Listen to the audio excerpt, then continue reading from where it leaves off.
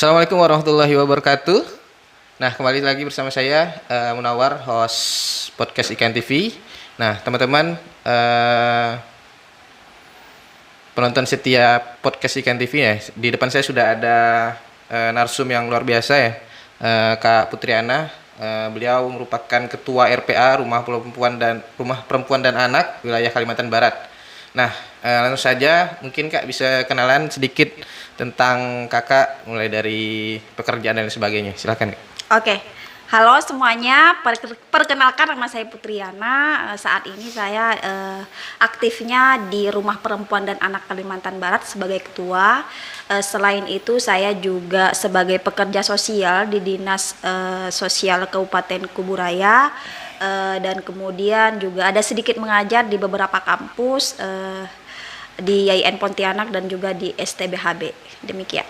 Oke, nah beliau merupakan ketua di Rumah Perempuan dan Anak wilayah Kalimantan Barat. Nah teman-teman, siang ini kita bakal fokus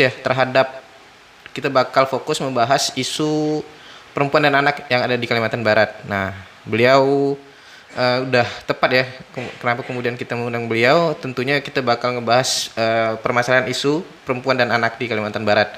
Nah Kak, yang Kakak ketahui nih, sebagai mungkin sebelum kita masuk ke pembahasan tersebut mungkin bisa perkenalkan dulu nih Kak, RPA itu apa, terus apa-apa saja yang sudah dilakukan oleh RPA Kak. Iya, jadi Rumah Perempuan dan Anak di Kalimantan Barat ini adalah NGO non-profit yang berfokus pada pendidikan, kajian, dan advokasi terhadap perempuan dan anak. Nah, kami ini kan baru dilantik tahun lalu di akhir bulan Juli, jadi baru setahunan kami ada di Kalimantan Barat.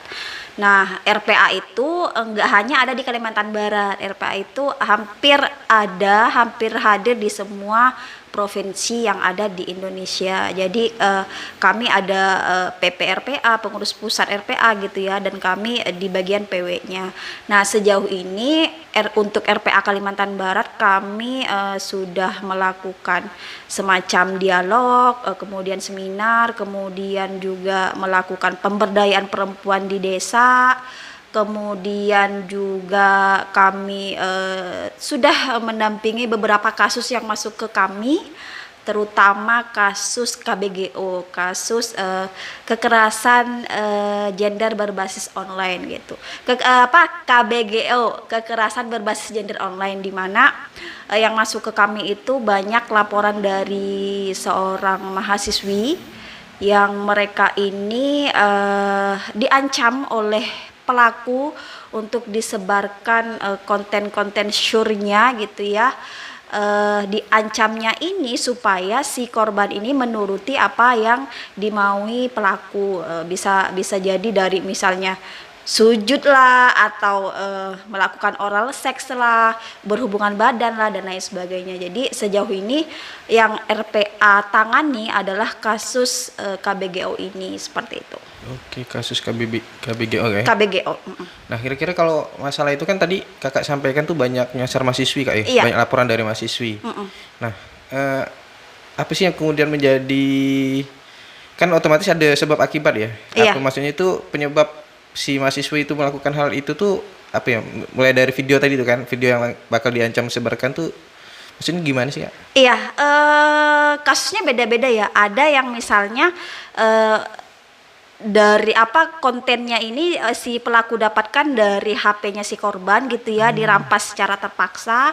Ada juga ketika misalnya mereka video callan terus kemudian direkam secara diam-diam gitu ya, dan lain sebagainya. Dan itulah yang kemudian dijadikan senjata agar si korban ini terus menuruti kemauan si pelaku gitu. Mulai dari ya itu tadi, oral seks, berhubungan badan, dan lain sebagainya gitu.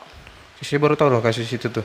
Iya, marak sekarang marak gak ya? Iya, marak sekali. Kurang lebih ada beberapa kasus Kak, hal-hal yang kayak gitu. Kenapa? Kurang lebih ada beberapa kasus yang udah ngelapor ke RPA, hal-hal yang seperti itu. Sejauh ini baru beberapa, tapi sebenarnya pantauan RPA ya sebenarnya itu banyak ya. Banyak. Cuman mereka nggak berani melapor. Bahkan kasus terakhir yang RPA tangani itu, si korban ini sudah diancam tuh setahunan lebih. tetapi baru berani ngelapor itu baru kemarin-kemarin ini gitu.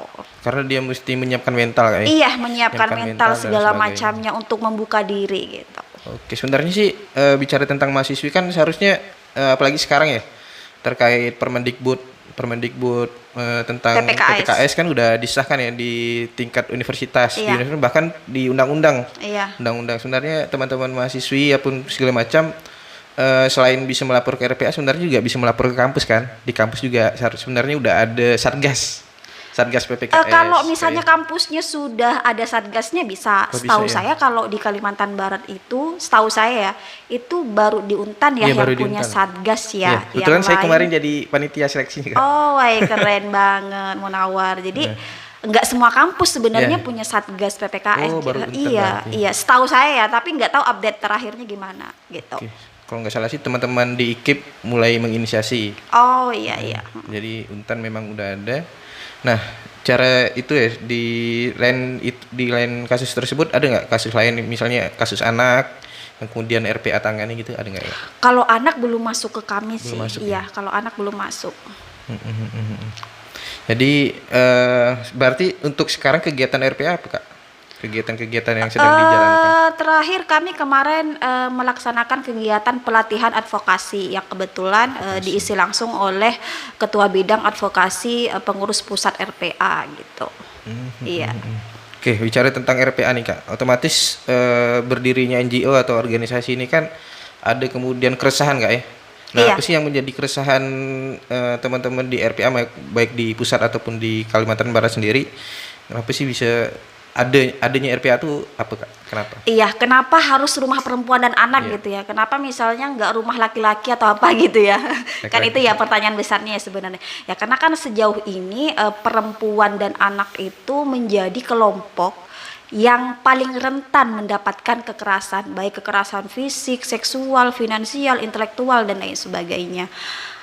Perempuan itu kemudian kenapa rentan menjadi korban gitu ya, karena kan perempuan itu dianggap lebih rendah dari laki-laki ya, sehingga ada sekelompok laki-laki, nggak semua laki-laki ya, ada sekelompok laki-laki yang mewajarkan diri untuk melakukan kekerasan terhadap perempuan, dan anak juga dianggap sebagai manusia yang lebih lemah dari orang dewasa, sehingga ada sekelompok orang dewasa yang kemudian semena-mena terhadap beberapa anak atau banyak anak gitu ya.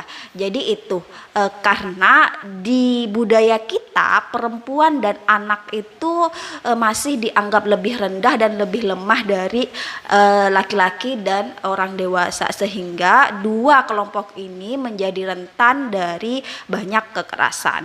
Makanya kemudian hadirlah rumah perempuan dan anak gitu ya. Makanya kemudian di negara kita ada misalnya Kementerian Pemberdayaan Perempuan dan Perlindungan Anak, Komnas Perempuan dan lain sebagainya. Ini nih untuk kemudian gimana kita sama-sama bisa melindungi perempuan dan anak dari kerentanan akan kekerasan seperti itu.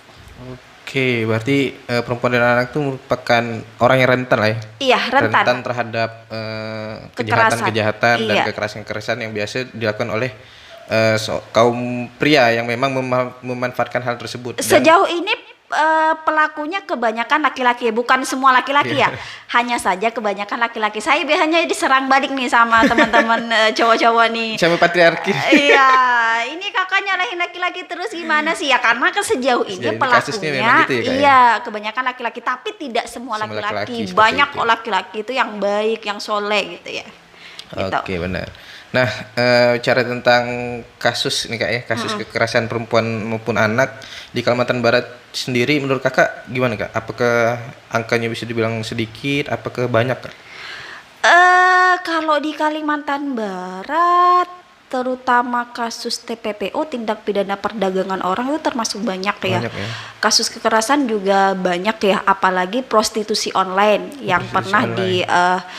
dibongkar oleh KPPAD ya, di KPPAD mana apa? Kalbar. Kalbar ya, di mana ada 500-an anak open BO gitu ya dan lain sebagainya. Jadi untuk kasus di Kalimantan Barat sebenarnya mengerikan gitu ya, dan harus segera sama-sama kita membantu untuk kemudian menyelesaikan masalah-masalah ini. Dan ini tuh kerja jangka panjang, nggak instan. Jadi memang harus dimulai dari yang kecil-kecil dulu, seperti misalnya menghadirkan rumah perempuan dan anak gitu ya dan lain sebagainya. Jadi untuk di Kalimantan Barat memang meresahkan, mulai dari kasus prostitusi online, pelecehan gitu ya, kemudian juga KBGO yang sudah saya sebutkan tadi dan lain sebagainya gitu. Oke, jadi bisa dikatakan rentan ya. Sebenarnya banyak yang bisa dilakukan RPA nih Kak ya. Ada nggak program yang selaras dengan pemerintah sendiri Kak untuk RPA sendiri? Bagaimana kemudian bisa mengatasi masalah tadi misalnya prostitusi online itu, ada nggak Kak? Iya, sama-sama menangani gitu ya, mencegah dan menangani kasus-kasus kekerasan yang menimpa terhadap perempuan dan anak. Kekerasan itu kan banyak ya, tidak hanya kekerasan fisik tapi juga kekerasan seksual. Nah, kekerasan seksual itu juga banyak. Nanti ada kekerasan verbal, pelecehan, pemerkosaan, perdagangan gitu ya dan lain sebagainya. Bahkan sweet pun bisa dikatakan juga. Iya, itu kekerasan verbal namanya. Jadi sweet-sweetan itu juga termasuk kekerasan. Iya, udah masuk pidana tuh di dalam UU TPKS gitu. Nah, bicara tentang Pontianak nih Kak. Pontianak kan sebagai kota layak anak nih Kak ya. Sebagai kota layak anak, tapi nyatanya tadi yang Kakak sampaikan, bahkan ada 500-an anak di Kalimantan Barat yang melakukan tindakan prostitusi online. Nah, menurut Kakak tuh dengan Pontianak sebagai kota layak anak itu sinkron enggak dengan kasus yang banyak? Iya, makanya kemudian karena kita diamanahi sebagai kota layak anak ya, maka kemudian PR pemerintah ke depannya itu bagaimana mencegah dan menangani kasus-kasus semacam ini, seperti prostitusi online itu. Prostitusi online itu kan kebanyakan juga perempuan-perempuan yang berada di bawah umur ya, artinya dalam masih anak-anak gitu. Dan kota layak anak itu juga melihat bagaimana kota itu menangani kasus yang terjadi. Kasusnya ya mungkin banyak, tapi kalau misalnya ditangani dengan serius, ya itu juga menjadi penilaian juga gitu. Iya gitu sebenarnya. Kira-kira apa sih Kak yang kemudian melatar belakangi anak-anak tersebut tuh melakukan hal kayak gitu Kak? Iya. Apakah karena faktor ekonomi, apakah karena faktor gaya hidup atau gimana Kak? Iya. Jadi sejauh yang saya pantau selama ini, kebanyakan anak-anak itu masuk ke jurang itu pertama karena ekonomi.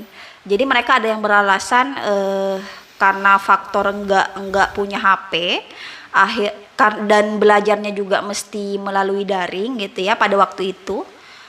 Jadi mereka untuk mendapatkan HP itu dengan menjual diri pertama. Ada juga yang karena ikut-ikutan kawannya, ada juga ya untuk gaya hidup gitu ya, ada juga yang pertamanya dipacarin sama kawannya, terus kawannya ini ternyata menjebak dia nih untuk masuk ke prostitusi online itu tadi gitu. Jadinya kan masuk ke TPPO tuh, tindak pidana perdagangan orang gitu. Lagi anak-anak Kak ya? Iya gitu. Oke, berarti tadi yang Kakak sebutin kan karena sekolah online ya, sekolah online otomatis kalau bisa saya tangkap kasus tersebut tuh meningkat ketika di COVID. Iya, benar.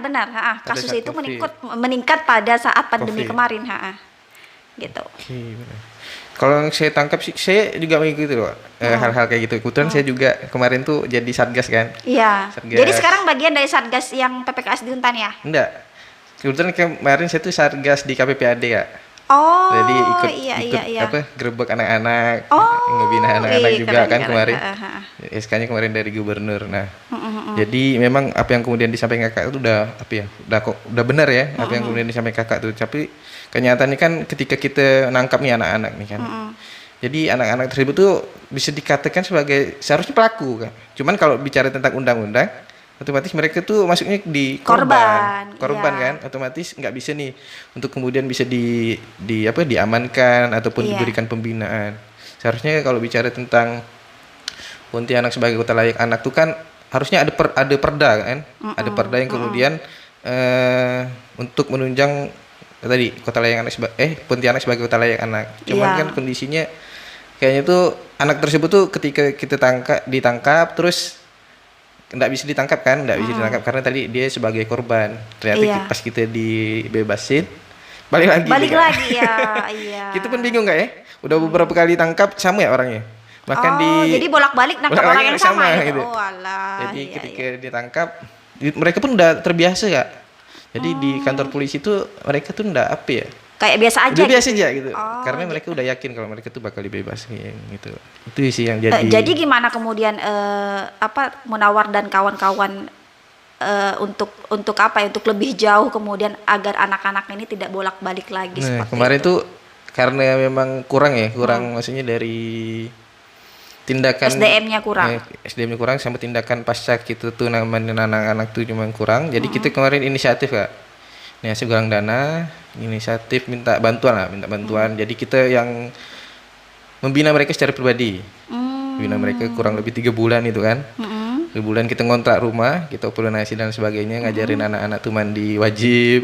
Mereka pun mandi wajib, niat uduk pun enggak tahu Kak. Oh, alah, iya. Niat uduk dia tahu, diajarin sholat dan sebagainya. Saya pun di waktu 3 bulan tuh Kak, waktu yang kurang lah untuk bisa merubah anak-anak karena sebagian dari mereka juga udah kecanduan ya. Oh. Udah candu dengan hal-hal yang bau seks, bahkan ke narkotika, bahkan sampai ke arah narkotika. Nah, 3 bulan tuh kita udah lepas kan, udah lepas karena tuh nengok dari perilaku mereka udah banyak berubah. Ternyata udah lepasin balik lagi. Oh. Bahkan lebih ekstrim. Walah. Bingung juga sih sebenarnya. Jadi prihatin gitu juga. Dan kita tuh juga kemarin kan udah beberapa kali demo gitu kan, demo baik ke DPRD tingkat kota sama wali kota itu kan. Kita menuntut untuk buat KPPAD di tingkat kota. Nah, alhamdulillah kemarin. Iya, alhamdulillah sudah pelantikan ya. Udah pelantikan. Iya, Itu sih Kak yang kemarin kita lakukan. Iya. Semoga bisa kemudian menangani kasus-kasus yang semacam ini ya. Miris sih Kak. Iya, miris banget. Karena ini anak-anak loh. Bisa dikatakan kalau di Indonesia mungkin di Kalbar Kak ya paling tinggi angkanya. Kurang tahu ya secara keseluruhan ya, tapi untuk kasus berita yang 500 anak kemarin itu kan jadi isu nasional kan? Iya, benar. Iya. Bahkan pun data tersebut dibantah ya. Iya. Dibantah, artinya enggak sampai sebenarnya kayak gitu. Nah, kembali lagi nih Kak.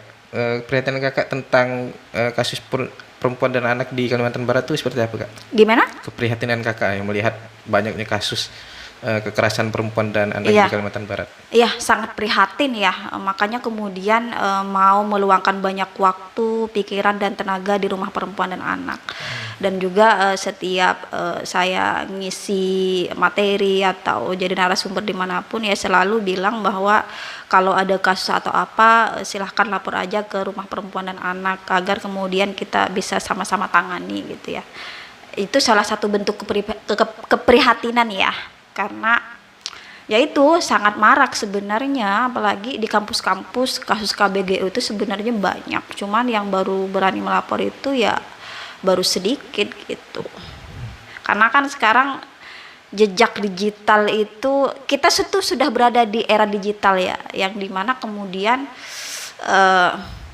melalui digital orang-orang tuh bisa mengancam perempuan gitu melalui konten-konten syurnya, konten-konten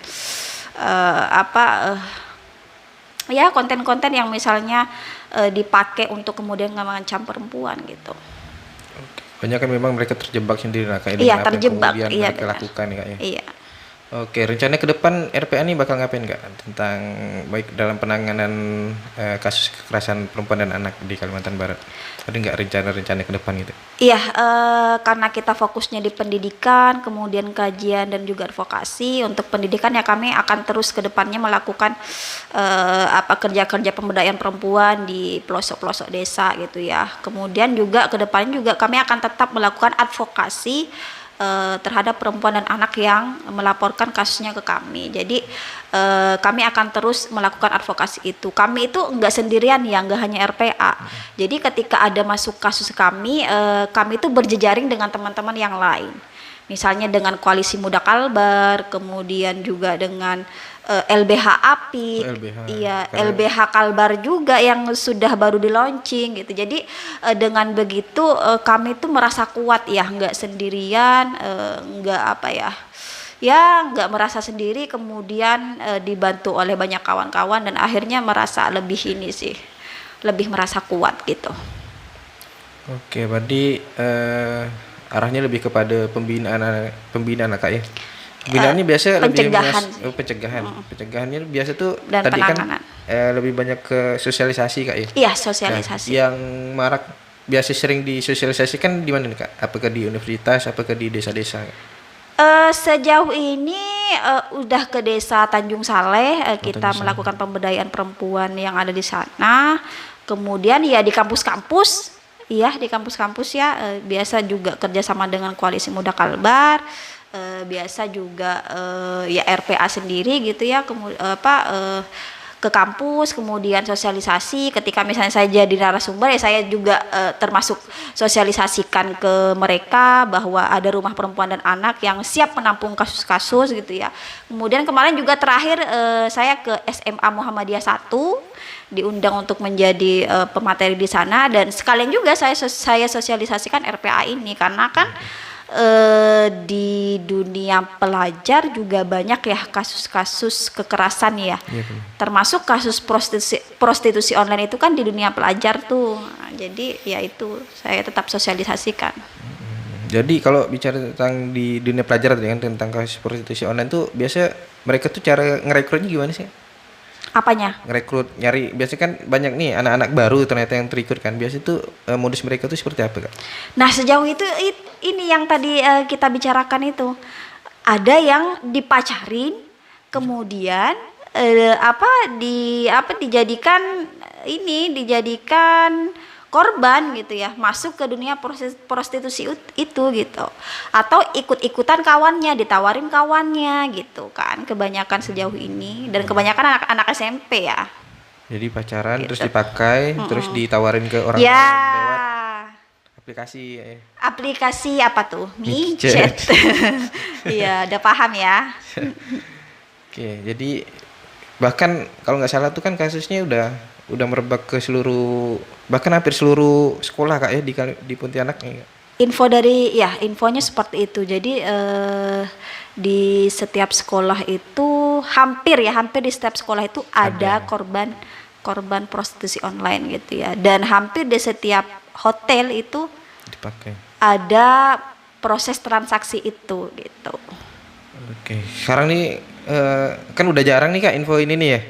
Apakah memang udah berkurang atau memang lagi nggak ada sidak-sidak ya? Saya kan juga banyak diskusi dengan teman saya di aktivis anak ya gitu ya. Ya sebenarnya kasus semacam ini terus berlangsung ya.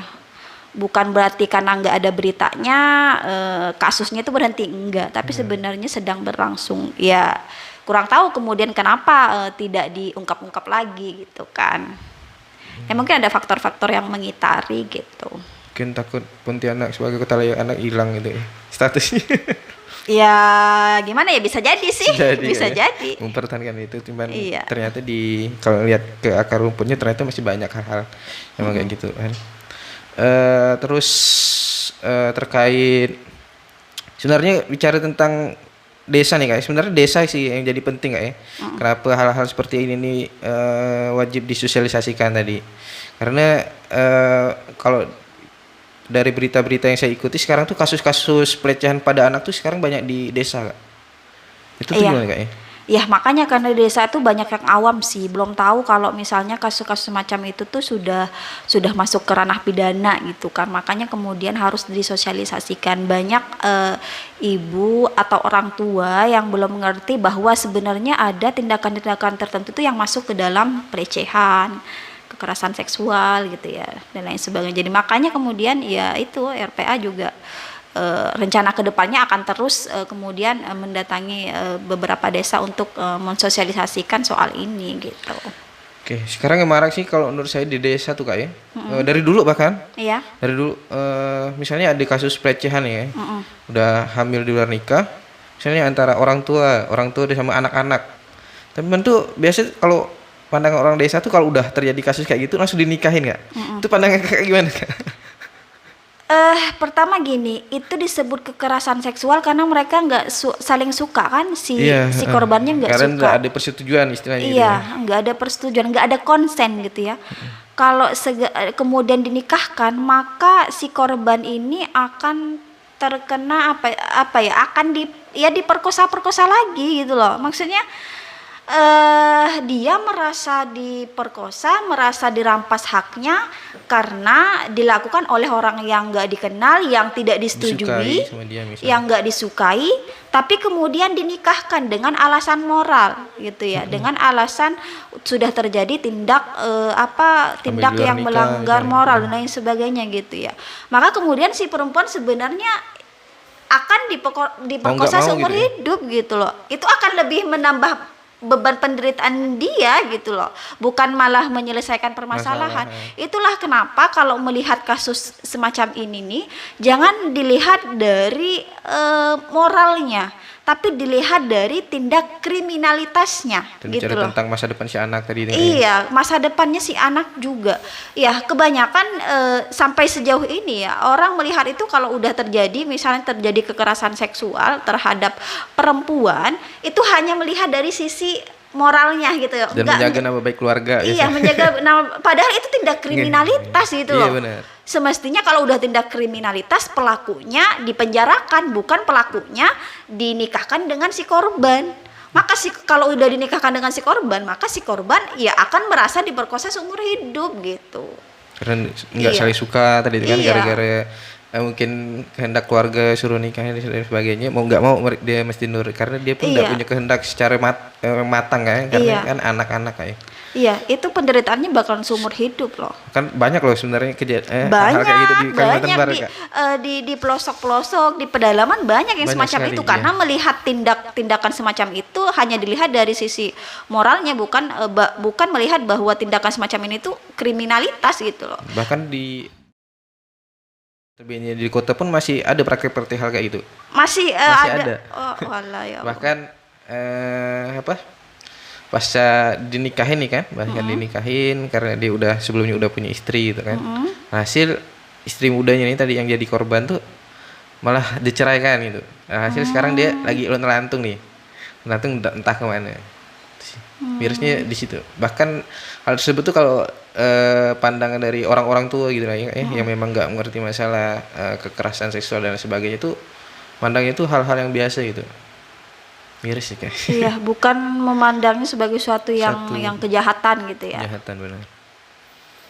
Bahkan pun si pelaku tersebut pun bebas berkeliaran itu. Maksudnya mau main di sini bebas, nggak ada kemudian hukuman sanksi sosial lah dari masyarakat sekitarnya. Ya makanya kemudian yang disorot hanyalah perempuan yang menjadi korban gitu kan, padahal dia korban. Iya benar. Dia lagi kemudian yang disalahkan masyarakat gitu. Kebanyakan tuh semacam itu. Oke, apalagi kalau di beberapa daerah di Kalimantan Barat ini kan angka nikah mudanya tinggi nggak ya? Kan gara-gara itu biasa nggak menutup kemungkinan angka kelahiran terhadap bayi itu angka kematian terhadap bayi itu meningkat di Kalimantan Barat. Itu gimana Kak pandangan Kakak? Ya, makanya sebenarnya pernikahan dini itu atau pernikahan di bawah umur itu agak kemudian oleh pemerintah agak gimana ya, tidak ditolak gitu ya, katakanlah seperti itu, dicegah gitu ya. Kenapa? Ya karena orang yang menikah di bawah umur itu belum siap mental, fisik gitu ya dan lain sebagainya. Maka kemudian angka kematian ibu dan bayi saat melahirkan dan dilahirkan itu meningkat kalau angka pernikahan dininya atau di bawah umurnya itu meningkat. Makanya dalam penelitian itu selalu ditemukan bahwa Semakin perempuan itu berpendidikan tinggi, maka semakin tinggi angka umur dia untuk menikah. Semakin tinggi angka umur dia saat menikah, maka semakin tinggi umur dia saat melahirkan anak pertama. Semakin tinggi umur perempuan saat melahirkan anak pertama, maka semakin rendahlah angka kematian ibu dan bayi saat melahirkan dan dilahirkan, gitu. Oke, jadi semuanya berjalan secara selaras lah Kak ya. Iya. Mulai dari umur, mulai dari kematangan reproduksi mereka dan sebagainya. Iya, jadi kepentingannya itu pemerintah menggalakkan untuk tidak menikah di bawah umur tuh itu untuk salah satunya merendahkan angka kematian ibu dan bayi, bukan kemudian misalnya supaya anak remaja atau anak di bawah umur happy-happy dulu dengan kesendiriannya, bukan itu gitu loh. Benar. Kebanyakan orang nikah atau zina gitu kan, kalau orang-orang yang Orang-orang awam gitu ya. Ya kan sebenarnya kita bisa milih nikah dewasa dan tidak zina gitu loh. Untuk menghindari zina bukan hanya dengan nikah gitu loh. Untuk menghindari zina bisa ngopi kah, atau Enggak pacaran kah? enggak pacaran kah, kuliah kah, atau belajar dan lain sebagainya. Jadi untuk menghindari zina itu bukan sekedar menikah gitu loh. Cuman trennya sekarang nih tentang seksual consent ya.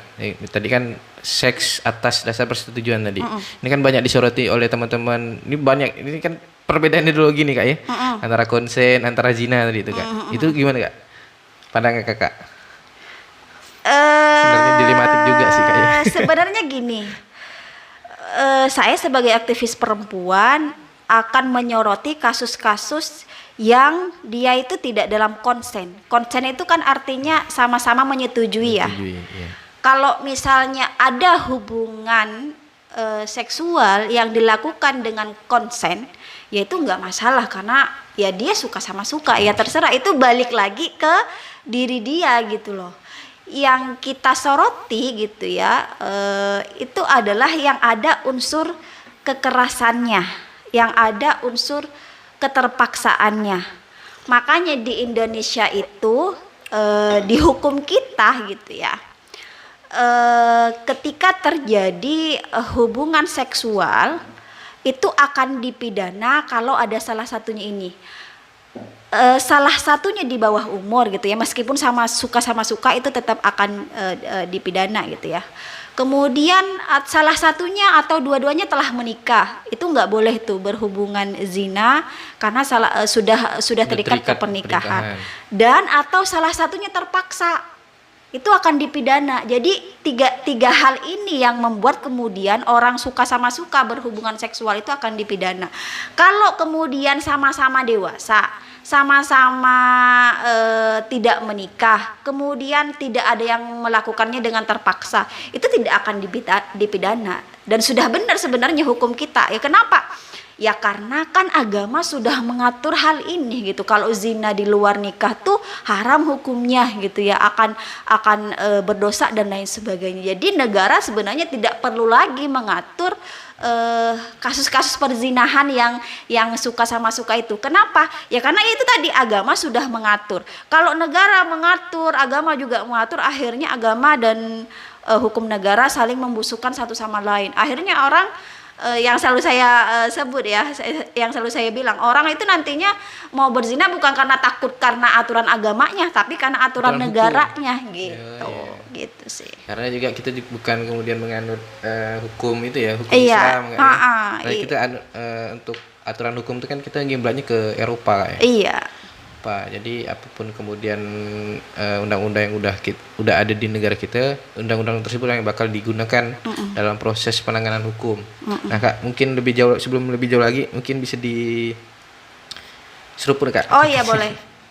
Saya sukanya cappuccino pemirsa, jadi tadi mintanya cappuccino.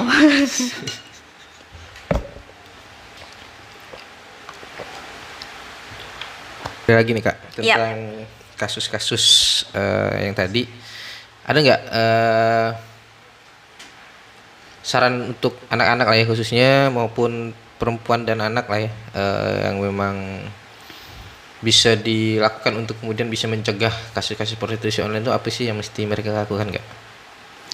eh Pertama, jaga jejak digital sih, jangan sampai menaruh sembarangan konten-konten yang sebenarnya kemudian akan dijadikan orang lain sebagai bahan untuk menakut-nakuti kita, itu terutama untuk perempuan ini ya.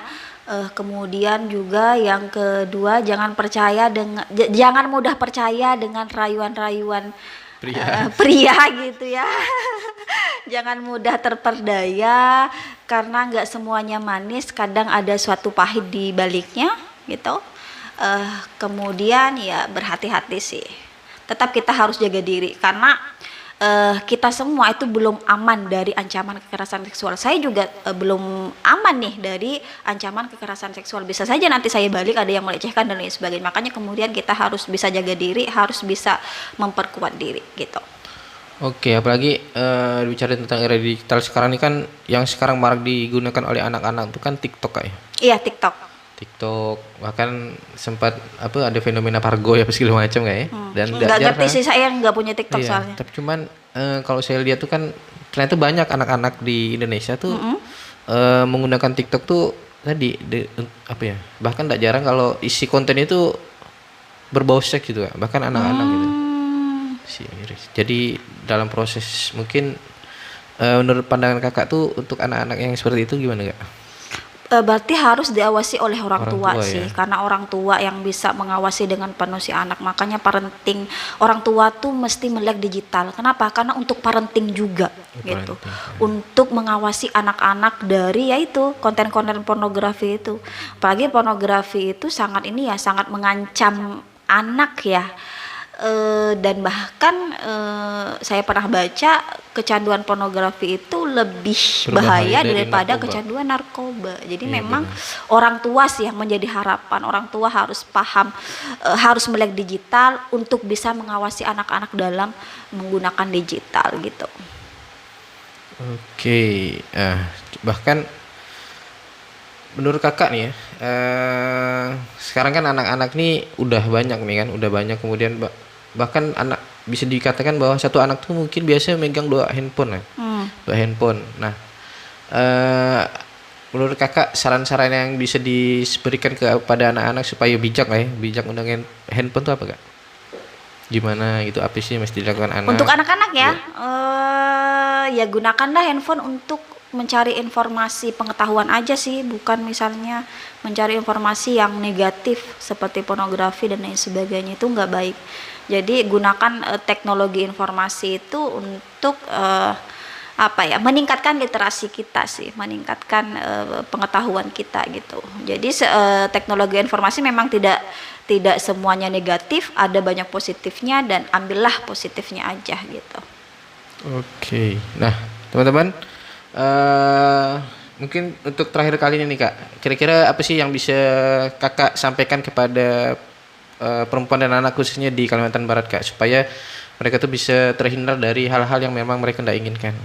Iya, pertama saya mau nyampaikan dulu sebagai Ketua Rumah Perempuan dan Anak Kalimantan Barat, kalau misalnya teman-teman yang sedang nonton ini sedang dilanda kasus kekerasan fisik maupun seksual, atau temannya ada kenal temannya yang sedang dirundung masalah seperti kekerasan seksual, silahkan lapor ke Rumah Perempuan dan Anak Kalimantan Barat. Bisa langsung ke @rpa_kalbar di Instagram. Dan untuk perempuan dan anak-anak semuanya yang sedang menonton ini, saya harap tetap menjaga diri karena kita masih terancam akan kekerasan, baik kekerasan fisik maupun seksual. Kita tidak aman sepenuhnya.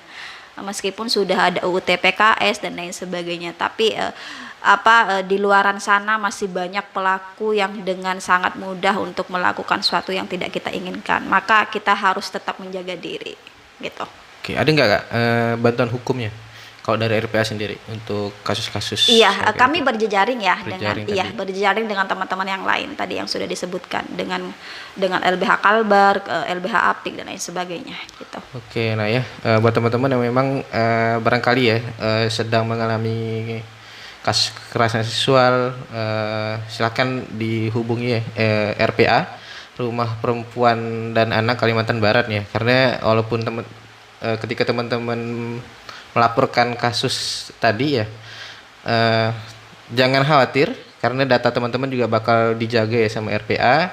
Maka karena mungkin jadi bisa dibilang sebenarnya kasus kekerasan perempuan dan anak ini di Kalimantan Barat itu sangat tinggi. Hanya terkendala mungkin dari teman-teman sendiri yang memang mengalami tersebut tuh ragu dan takut untuk kemudian melaporkan. Jadi jangan khawatir teman-teman, karena ketika teman-teman melaporkan kasus tersebut tuh RPA bakal menjaga data diri teman-teman dan juga bakal dapat perlindungan hukum. Nah, mungkin itu saja ya, mungkin barangkali dari podcast kita pada siang hari ini bareng Kak Putriana. Nah, terima kasih Kak Putriana Iya, atas sama-sama. penyampaiannya. Semoga RPA bisa berkembang lagi ke depan dan banyak Amin. membantu mengatasi masalah perempuan dan anak di Kalimantan Barat. Amin, Terima kasih amin, sekali iya. lagi. Saya akhiri. Assalamualaikum warahmatullahi wabarakatuh. Waalaikumsalam warahmatullahi wabarakatuh. Dah.